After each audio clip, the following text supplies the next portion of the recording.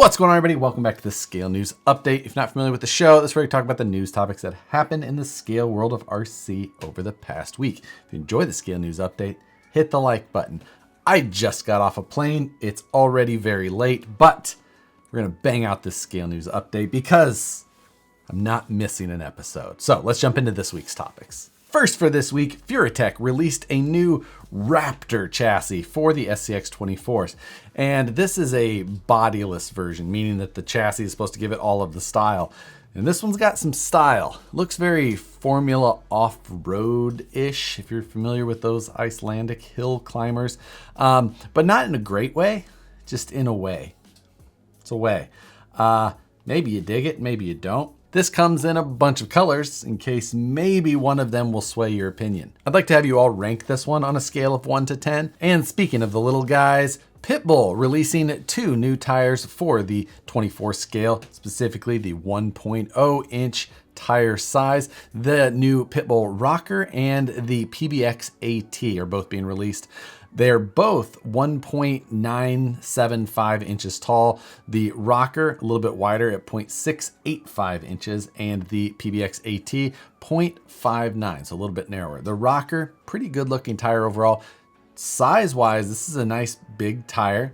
Might be up there with one of them that you want to try out.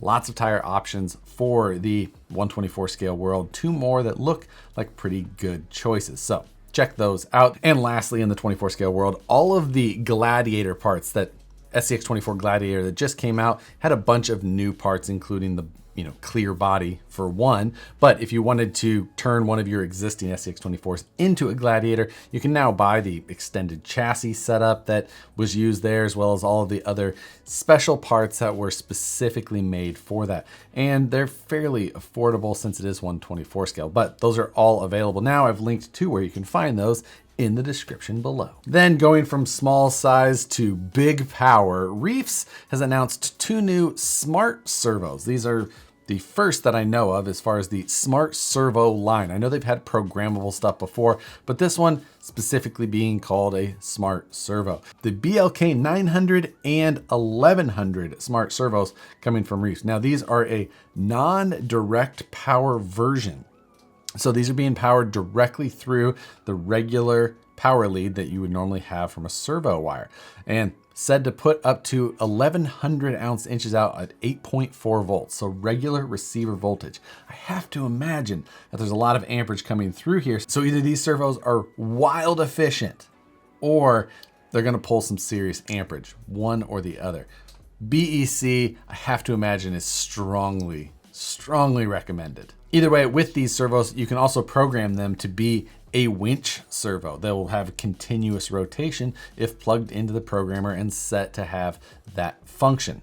So depending on what application you're really looking for, if you just want a servo that in the future possibly can do double duty, here is a choice for you. I saw these posted on the Reefs Facebook page. I haven't seen them available yet at dealers or distributors. Axialfest Badlands has been officially announced June 22nd through June 25th. Axialfest Badlands held at the same place that it has been the last 3 years now, I believe, at the Badlands Off-Road Park in Indiana. If you're in the Midwest, that area specifically, good chance to get to a nice, well-organized, big event. Definitely worth heading out to. It is an Axialfest event, so it is made for axial vehicles. So if you have an axial vehicle, take it to Axialfest. If you don't have an axial, don't take it to Axialfest. Make sense?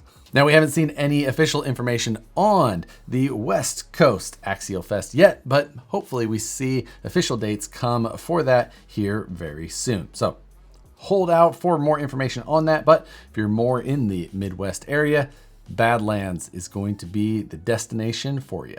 This one isn't a product news story, but Venom Power, the brand that you probably saw produce batteries and chargers over many years. They also had a sister brand, which was Atomic RC. And then there was some other brands that weren't specifically focused in RC. But all of those companies were under the umbrella of Vertical Partners. And Vertical Partners has officially filed for Chapter 7 bankruptcies. That's the big one, not the more reorganizational type. Closing their doors permanently at this point, it would appear, and being liquidated. So If you ever had Atomic stuff or Venom Power, any of those, not likely to see much further come from those brands. We didn't see a ton of those type of situations over the last couple of years because the hobby industry was so busy during the time when so many people were locked indoors and trying to find things to keep themselves occupied with. So one of those ones that has been more of a rarity, but unfortunately a brand that many of us knew isn't going to be around any longer.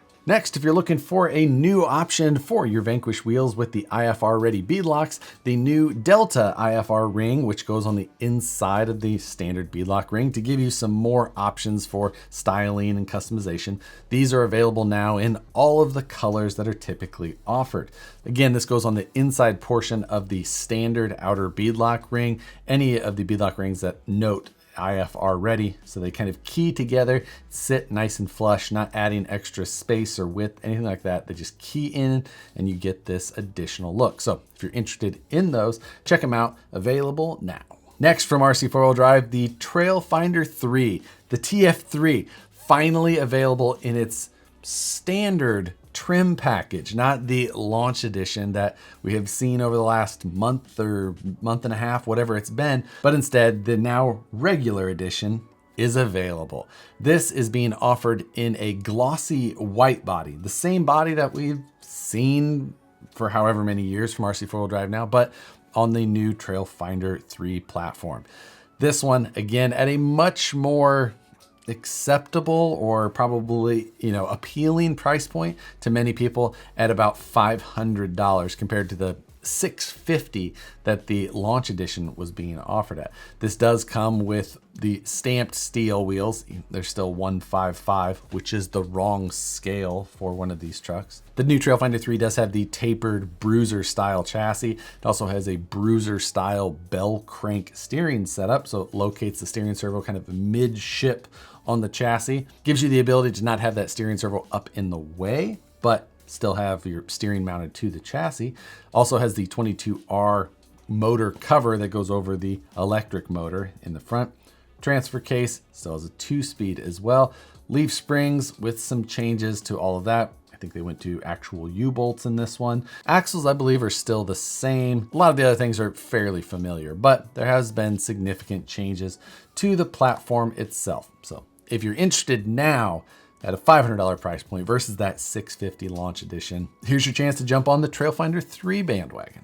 Also listed as new on the RC 4-wheel drive site, there was a bunch of CC hand parts specifically for the Axial SCX10 Gladiator. So if you're looking for a new bumper, anything like that, a number of different options have been listed as available.